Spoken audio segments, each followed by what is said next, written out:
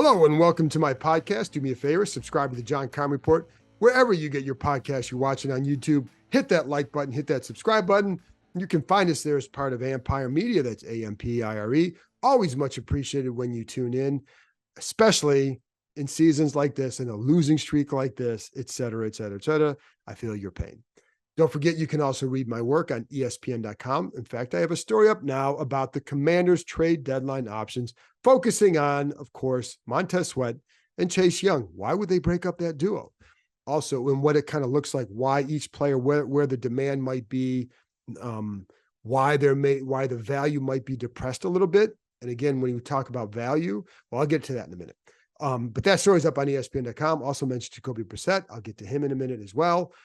Don't forget one little programming note. I will be doing the live stream show at 7:30 Eastern time on Tuesday night.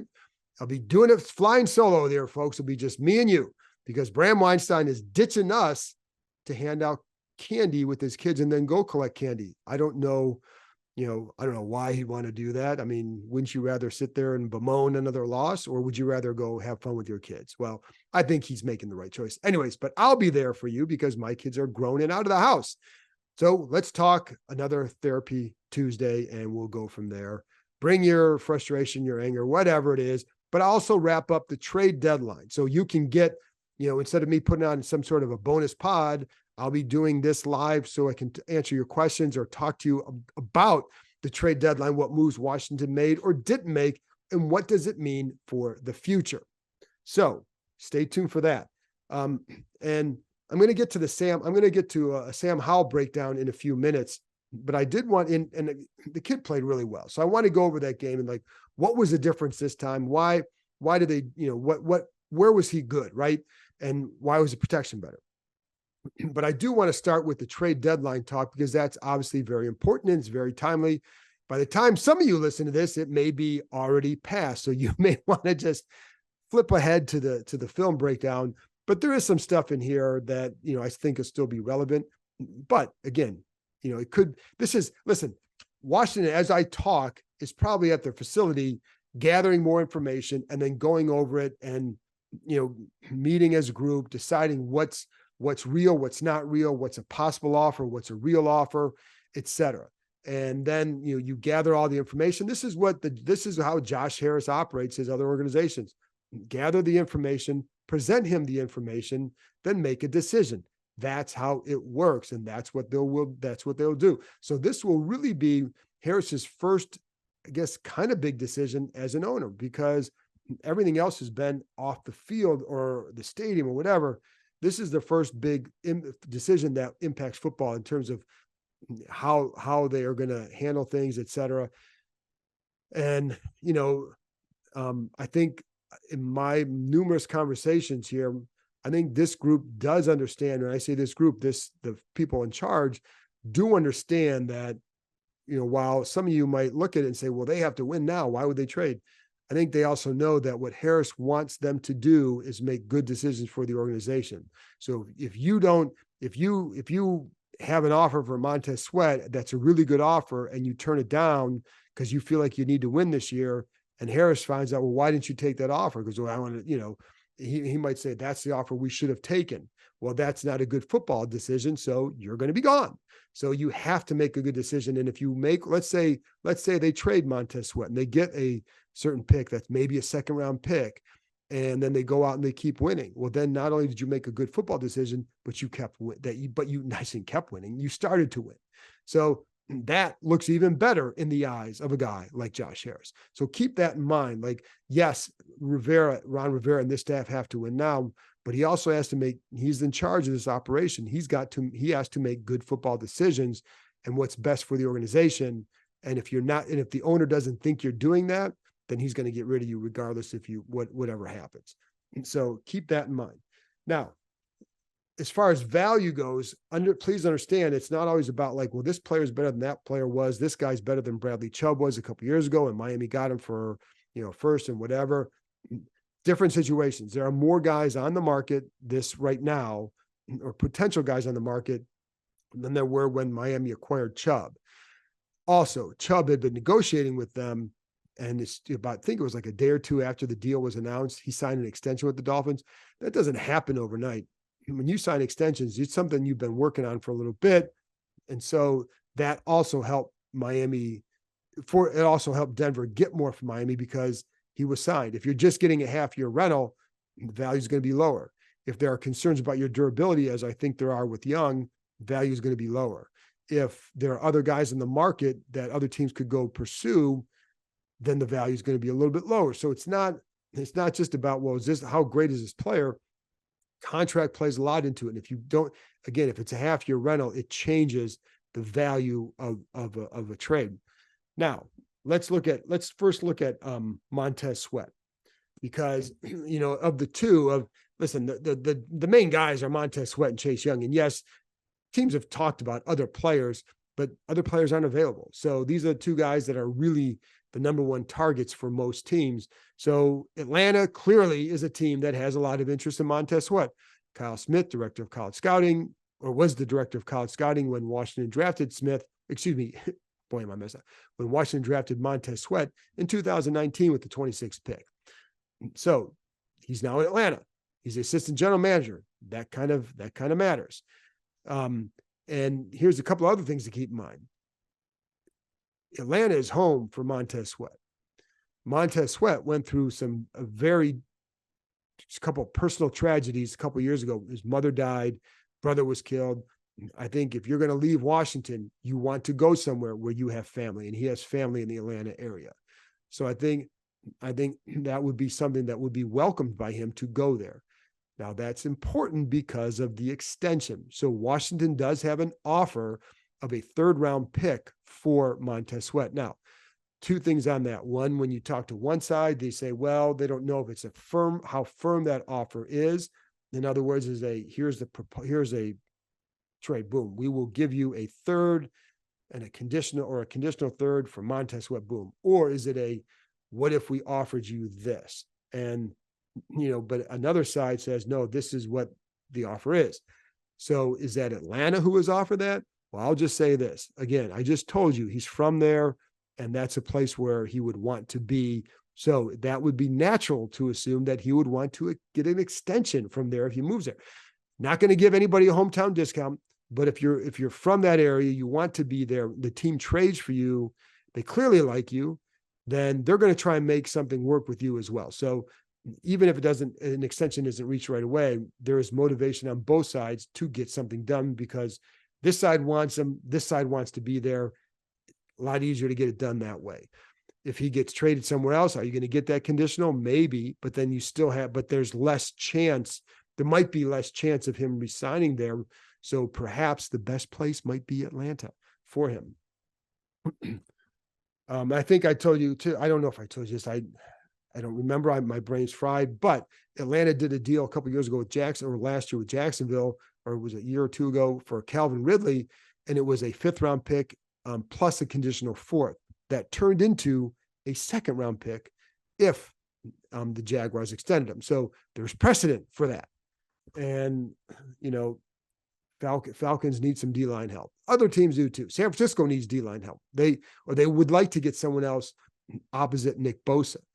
And, would he make sense there? Yeah, I don't know that the Niners would go as high as what I think the Falcons will do.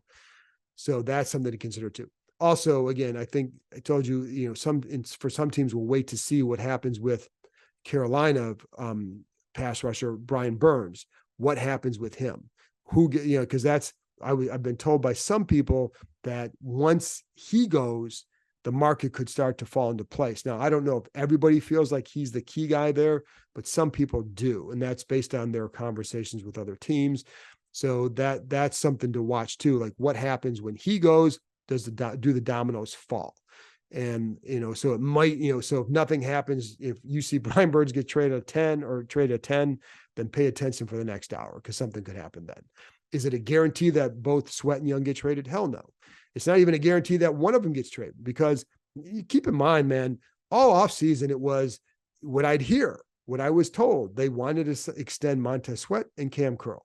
Those were the two names that you always heard when it came to extension talks. Now, suddenly Montez Sweat is on the trade market along with Chase Young.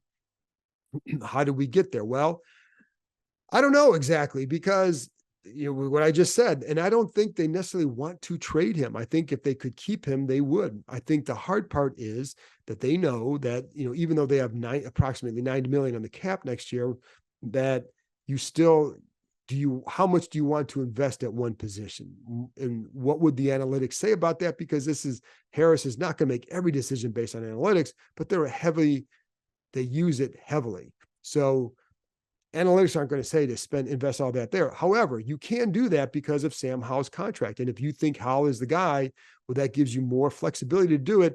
And in a couple of years, you're going to probably either have to redo John Allen's contract, or you may have to part ways with him.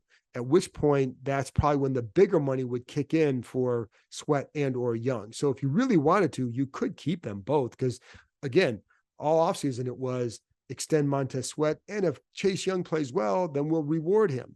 And so you could, if that was on the radar, then you could still do it if you wanted to. So again, that's why it's not a guarantee he gets traded, but it's certainly, there's been a lot of smoke around. It's more than just smoke, folks. So there's been a lot of talk around this. So I think that's why, the gut feel is that it probably would happen. And it depends on what time you talk to somebody about with their level of skepticism about whether or not it will. But I still would be a little bit surprised if something doesn't happen. I would be a little bit surprised. Nothing shocks me in this league anymore. And I do know, like I said, that I think they would welcome him back, and I think those guys would be okay coming back. And so it's not a guarantee, but I think it is something that you kind of look at all situations, what makes the most sense for this franchise. As far as Chase Young goes, I think that's going to be interesting. I think Chicago, would that be a team that would be interested? That's been rumored. I've seen both things both ways, heard things both ways with them. But I think the key for Young will be durability. Do teams feel he can last 17 games coming off that knee injury? And I know the knee injury is almost 2 years ago now, but he hasn't played a full 17 games since that. And so what's he going to look like in December, et cetera, late in the year, when you're going to really need that push from him? Is he going to be there or not? I mean, he's shown no reason to think he wouldn't be. He's looked pretty good. Chase Young looks pretty good. So, that's something that another team's going to have to consider. But if you're Washington, Young was the number 2 pick in the draft. This is the first pick of the Ron Rivera regime. They did not pick up the 5th-year option, and that was because of what I just told you about other teams, the durability with the knee. They wanted to make sure. That's why they didn't pick it up. Used to be those options were guaranteed pickups just about, because the money wasn't guaranteed. Now the money is guaranteed. That changes how teams approach it. So in the past, it was guaranteed for injury only. Now it's just guaranteed. So if you're not sure, you don't want to take a risk on a guy that once that's in there, and like if something happens, then you're on the hook for almost 18 million. And so that's why they didn't do it. But the production has been there. I mean, he's doing what they want him to do. Is he a perfect player? No, but he's a very good pass rusher. And, you'd like to see finish a little bit more often. He's got 5 sacks. You'd like to see that big year from Chase Young, but he is having a productive year. And he's, in terms of pass rush win rate, if you're into that kind of thing, he's by far their best on the team with that. I think it's around 26% pass rush win rate, which is like 5th or 6th best in the league among defensive linemen. And then nobody else on that line is in the top, I think 55 among defensive linemen. So that's where he's been. But again, you want more than 5 sacks, and you'd like to see a couple game-changing plays if you want to get that big money. But the option too with him is you could always tag him and then trade him in the offseason if you really wanted to trade him. So we'll see what happens there. But I would say if you're Washington, because he was your first pick, because he was a former number 2 pick, because you passed on quarterbacks like Tua Tagovailoa and Justin Herbert, that you're going to want to make it work with him if he's showing you what you drafted him to do. And so that's why I could see if you're putting money on it, it'd be Montez Sweat and then Chase Young. And then Jacoby Brissett is the other one that teams have called upon because of the position he plays. But I'd be really surprised if he went anywhere. I don't think, for a couple of reasons. One, I don't think you're going to get the value. I don't think you're going to get the pick that would make it make sense. And, I don't think first of all, like they, sorry about that. They want to do all they can to help Sam Howell. One of the ways they help Sam Howell is by having Jacoby Brissett in the meeting rooms, on the sidelines with him. You don't just bring a guy off the street in November and think that he can somehow now start mentoring Sam Howell during the season. It doesn't work like that. That stuff is built in the offseason. That stuff is built throughout training camp. That stuff is built in meeting rooms throughout the season. So unless you get a really good pick, which I don't think you would, then he's not going to go anywhere. And plus, they're 3-5. And despite what you might think, they think that, listen, you look at Minnesota, that's a team ahead of them in the playoff race. They just lost their quarterback. So they're not out of it. So that's why it's not going to be a fire sale. But it's also why they would want to keep Brissett, because let's say, what if they win the next 2 games? They're 5-5, but Sam Howell gets hurt. Well, now you got a guy that can go in and play for you and still help you win some games and be competitive. So, and I know you want more than competitive. Don't, save your anger on that one. But I know you want to win. And so do they. But that's why they would keep Brissett. Doesn't make sense to give him up for like a low round pick for what? What are you going to get out of that? His value is far greater to them helping Howell than it is to going somewhere for a low round pick. Anyway, that's a trade deadline update. Again, 4 p.m. Tuesday. That's the time. I wouldn't be surprised if something happens in the morning, one way or another, if they decide, but I don't think you're going to decide, hey, this guy's not going anywhere, unless it's like Atlanta's not going to go up in their offer and you just decide, well, this is where he wants to go. So if that's not going to work there, we're just going to keep him. That could be what they think. And I don't know with Chase Young, like I know teams are interested. I know they're interested. However, I don't know to what level, and I don't know what they're willing to give up. And I don't think that, again, if you're Washington, you're not going to give him up for a third. That would just, to me, that would be foolish. I'd rather tag him in the offseason. If you wanted to trade him, then fine. If not, you keep him because he is being productive. Anyway, let's move to the on the field. Let's talk about Sam Howell, because that's also, listen, the rest of the season is about Sam Howell. Still in the playoff race, there you go. I know P word, it's not, whatever, 3-5. There's a long way left. So in other words, you can't just focus on him right now, because there's still games to be played that could be, could matter, maybe not, whatever. But Sam Howell does matter. And we know that, because one of the things they have to come out of the season knowing, do you have your quarterback or not? Have you found your guy? I don't care who's coaching the team next year. You need to have that question answered. And so I think Sam Howell had played a really good game against the Eagles on Sunday, 2 really good games against the best team in the NFC. And it was not a fluke. I mean, the kid played really well, threw the ball well, threw for 397 yards and 4 touchdowns. I'm going to get into a few things that I really liked about what he showed. And then also why, a few other things. Like, first of all, let's start with the game plan. Eric Bieniemy was criticized for what happened in New York. He deserves, listen, the game plan was really good because things worked. He threw for 397. It could have easily been 450. So it's not like, the game plan worked. And I know, again, heavy pass. I know that. Like to see more runs too, but they moved the ball and they scored 31. I know there was one touchdown late, still made it a 1-score game. So it wasn't like it was completely out of it. If you recover the onside kick, you're there. So it wasn't complete, just mop up or garbage points, because it cut it to a 1-score game. So Howell did a really nice job. And even without that, you're still talking 350 some yards or whatever it was, 330 yards. I don't remember how long that last drive was. Point is, he had a good game. Offense moved the ball. And so the game plan was good. A lot of heavy motion use. And this is what I like. This is one of the things I talked about in the keys and prediction stuff on Friday or Saturday, whatever day it was. Just the use of motion against that Eagles defense, because it really, really works. And they ran motion, I think it was as much as they have all year. They threw out of the motion as much as they have all year by a decent amount. There was 32 times, according to ESPN Stats and Info, and they had, and part of that is because they really wanted to test. They motioned to stack, they'd motioned to bunch, and they really wanted to test the Eagles' communication in the secondary, because it worked the first time.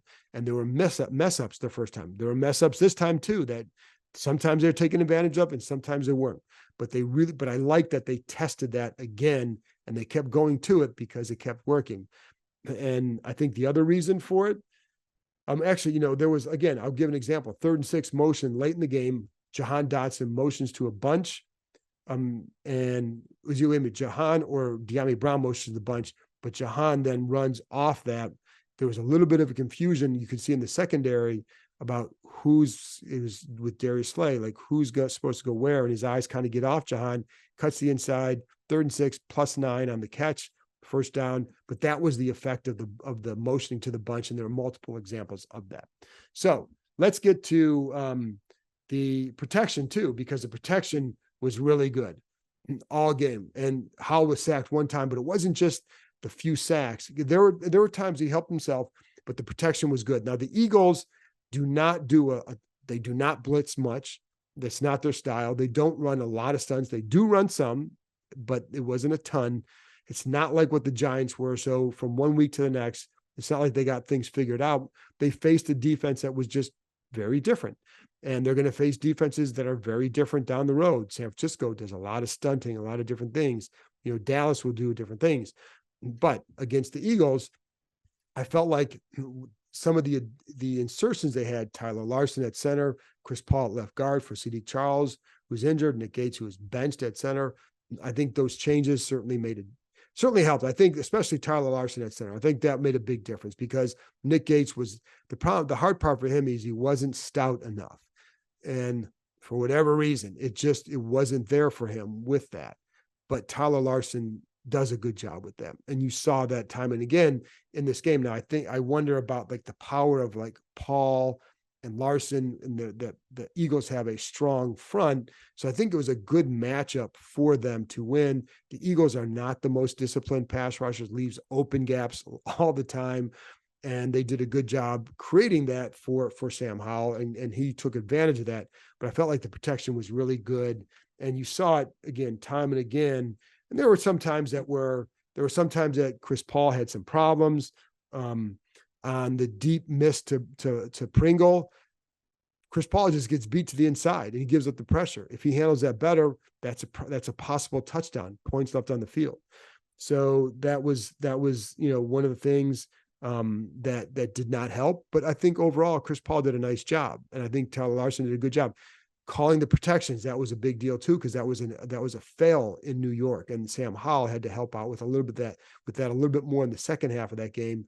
So I think that's where Larson also helped. But he's a stout player. Now, we'll see what happens when you go against a different team every week, obviously, but a different style too. And when, if you get some quicker guys, how does that make a difference? If you want to get these guys out in space, does that make a difference? There was one screen the other day where it was to Brian Robinson and they didn't score on this drive, but it was a play where, like, honest to God, that screen, if there's a little bit, I don't want to say awareness, because I don't know. There was a screen where basically 3 guys are running downfield with them. So he had the blockers on front. There's one guy to beat, but there are guys coming from the backside that these guys didn't see. And so is that their fault? I don't know. I didn't play that position. So I don't know, what could they have just, if you turn, look back, you get them. Well, if you do, you probably got a touchdown, but they didn't. And I don't know that they're supposed to. So, you always want to look for work, but there was no one out there. But hey, it was just a missed opportunity. But I think those guys did a good job in space. And I'm not even blaming them for that play, because I don't, that's something we'll get to later, another time. But anyway, I just felt like they did a good job and they formed a good pocket for Howell all game. Yes, there were a couple whiffs. There were a couple misses or missed blocks or missed, whatever. That happens because that's a pretty good defensive front.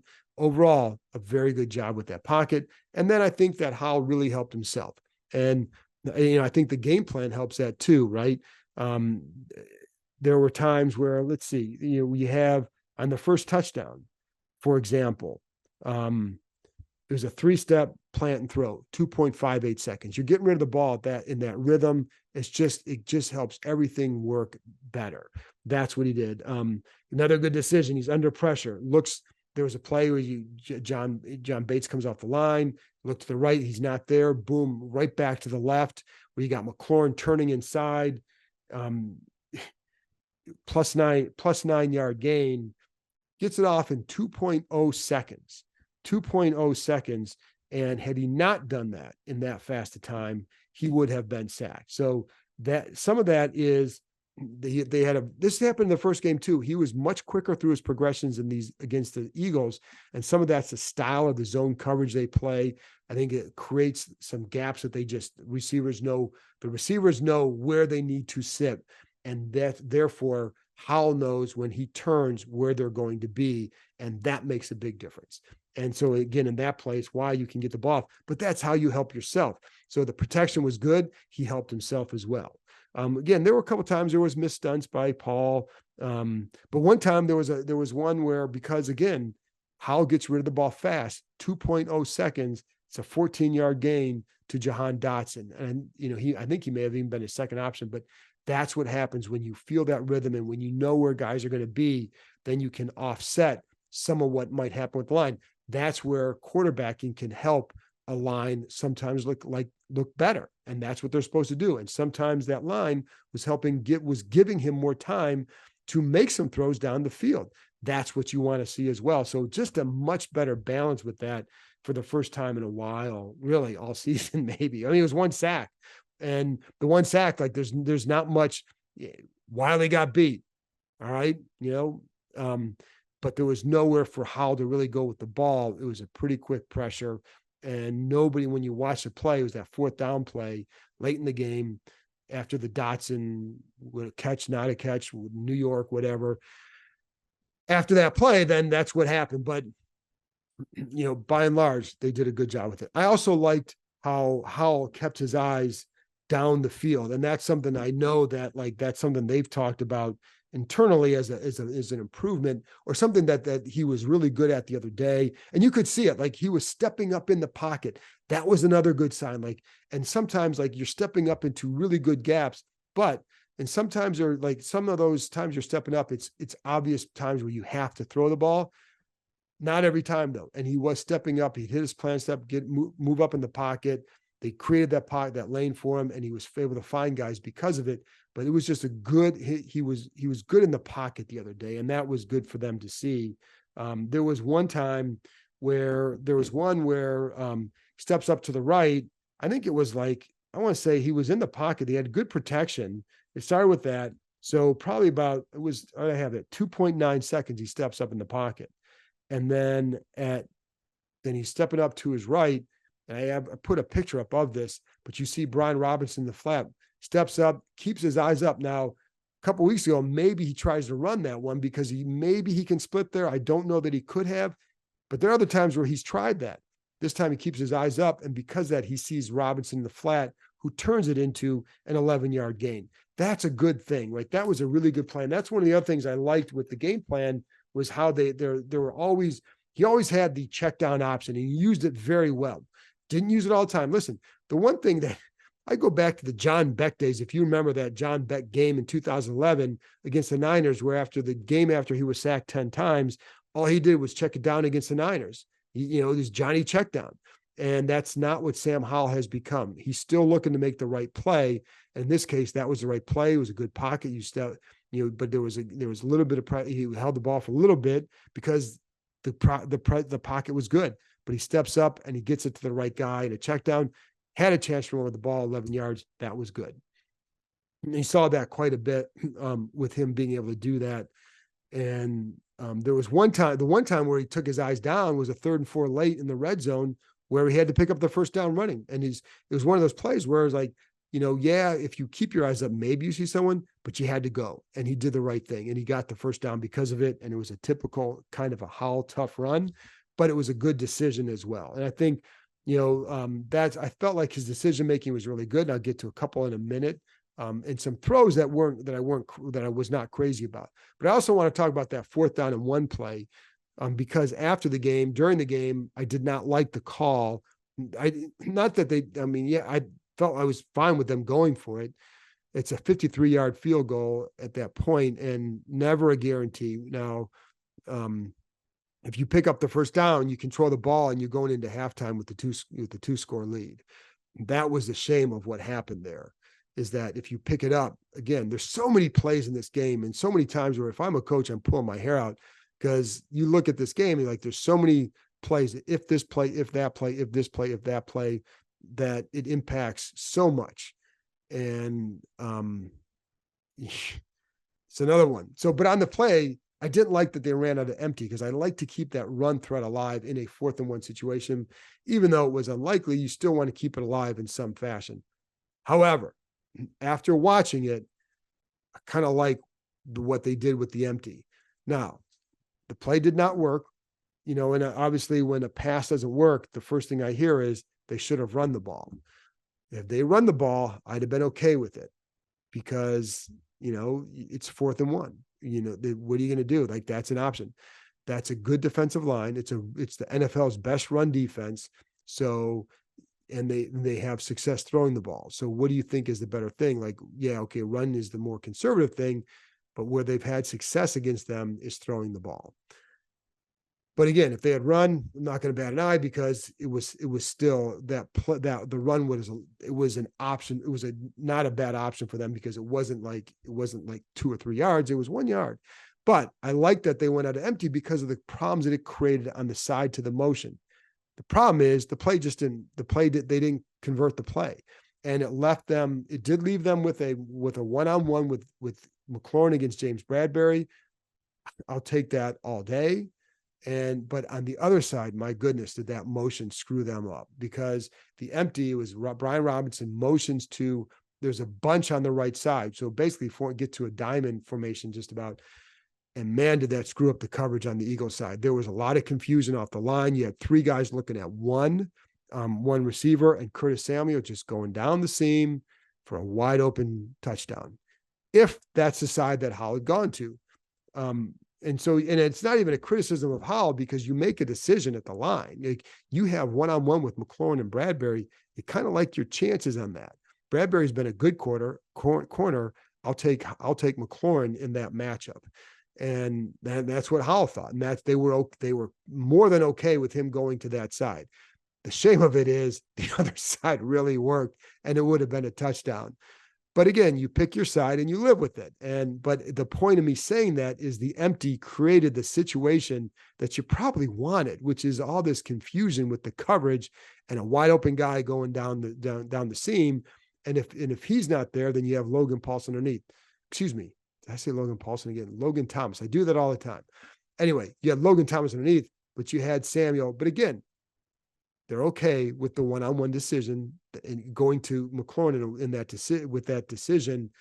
The problem is that the pass was a little bit inside, and I think they would have preferred if Terry got a little bit, maybe 1 or 2 more steps to the outside, and created a little bit more of a lane, or to create a little bit more separation from Bradbury, get away from a little bit, because he didn't really get that. The other thing is, you could have run out of that is the fade, or back shoulder, something like that. That would have been my preference. Just my own preference. I like that. And I think Howell throws it very well, but that's not what they did. They got the one-on-one and it just failed. But the motion and the empty they didn't fail because the empty, they failed just because maybe execution, but man, the motion worked on the other side. And that's just, it's one of those things, again, you live with the call, or you live with the decision, because it's not wrong to go to McLaurin in a one-on-one. That's what they wanted. They liked that matchup. But anyways, it's just too bad for them. Howell threw, like, you go back and look at like the touchdown pass to Logan Thomas, and just a beautiful ball. Really nice catch by Thomas too, but a beautiful ball. I like the play design. He drives on the ball. And it's funny because it just, again, it's a play on this one, and we talk about protection, but Tyler Larson whiffed on a stunt. But it didn't matter because the ball's out. He drives on the ball. They created a good lane for Thomas, and they cleared out the safety from that side with other action, and it was there. And so it worked. But because Howell drove on the ball, very decisive, and knew where he was going, just a really good job. But it's how you help the protection. It's how you go from all these sacks to only one late in the game. On the interception, the ball just sails. And so in that case, I'm not sure that the follow through was exactly the way he would have wanted, because it seemed like he's a little bit maybe you got to follow through a little bit more with your shoulders. I don't know, because I'm just wondering, why did the ball sail on that one? But it did. And then there was another ball to Jahan Dotson shortly after that, where he's wide open on the sidelines. And that time the ball just sails out of bounds, falling a little bit as he's throwing, he's falling to his left. And I don't think, again, the follow through wasn't the greatest because he's falling to his left, and it certainly impacts where that ball is going to go.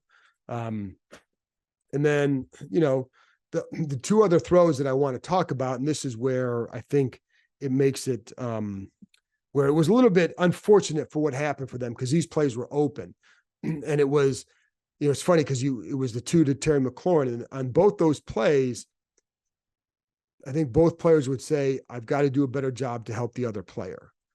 And they're both right, because on the first one, Terry McLaurin is breaking open to the right. Just another well-designed play. And he's open, but McLaurin is angling on his route. And that's where he thinks that Howell's going to go with the ball. Howell throws it underneath, though, and he's got to stop and come back. He basically stops and falls back to get the ball. Now, I don't know if Howell did that because there's a corner going with the other receiver on that side. Would he have broken off if he sees him throwing it and it's angling because he has a better shot at the ball? I don't know if he would have done that or not. However, that's something I just wonder, because if you're throwing it like that, it's not a miss because he still got it to him, but it wasn't where the receiver thought the ball was going to go. And I think that's what I'll say. But you still got to make the catch. And so Howell said after the game, I've got to make the throw easier for him, which is accurate.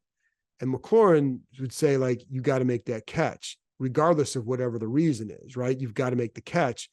And that's accurate too, because, that both of them are accurate. They both needed to make a better play to help the other one out. And the same is true on the very next play, the 4th down and 8. So when you watch it, McLaurin is sitting in the zone. That's what they've been doing. And then the pass drifts him to his right. That's not what they've been doing, right? Or that's so like that, but so he's got to reach over to his right. He's got to make the catch, but it's a tougher catch. He's wide open, just sitting there. You got to give him the ball there. But he also, you're McLaurin. You've made these tough catches. Here's another one. That's, but it wasn't as simple as, it's right to him and it's just dropped. They still required him to make a good catch and an adjustment on the ball on the fly. But, I think McLaurin would say, you got to make the catch. So, and I talked about this after the game, but nothing has changed. But watching it now, also on that 4th down and 8, if you go back and watch it, before the ball is thrown, Jamison Crowder gets popped by a linebacker about 10 yards downfield. I don't know how that was missed. So it's another thing for people to complain about with the officiating, but that was one that I don't know how it was missed. He's popped in the open field. It's an easy flag. And the ball was not thrown yet. I don't think it was thrown yet, but it doesn't matter. He was popped downfield, and it was at least 10 yards downfield. So that was a miss. But again, the miss was on the play itself, and you got to convert that better. And so, there you go. Overall, I thought, and by the way, on the last drive too, and again, the points all matter. It was a really good throw and a really good catch by Jamison Crowder. And it's kind of fun to see him doing something here again, because he's always the guy that I always liked. I enjoyed watching him. He was very good. I think if Curtis Samuel has to miss any time, and we don't know anything yet, all we knew on Mondays, they had soreness in his foot. But if he does, they have a guy that can help them.